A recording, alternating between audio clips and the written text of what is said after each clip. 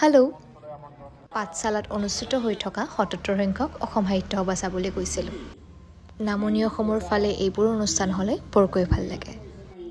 বিশেষকৈ ইমান মানুহৰ সমাগম দেখা পালে।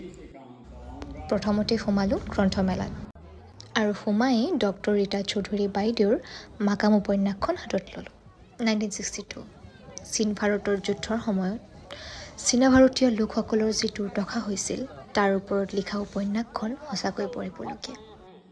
আৰু এইটো চাওক, 87 ফুট ওখ জাপি, যিটোৱে এইবাৰ ইণ্ডিয়া বুক অৱ ৰেকৰ্ডছত স্থান দখল কৰিছে।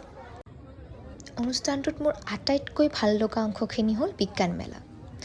বিভিন্ন নেদেখা সাপ, আপৰুকীয়া পাথৰ ইত্যাদি সকলো দেখিলোঁ। And as a food blogger, খাদ্যৰ অংশখিনি নেদেখামনে বাৰু? অসমীয়া পিঠা পনাৰ পৰা ইত্যাদি কৰি সকলো খাদ্যৰ সম্ভাৰ দেখিবলৈ পাব। ছাউথ ইণ্ডিয়া নগ'লেও অসমতে দোচাৰ জুতি ল'লোঁ। শেষত গণেশ বাবাক স্তুতি জনাই ঘৰলৈ বুলি বাট ল'লোঁ। আজিলৈ বাই বাই।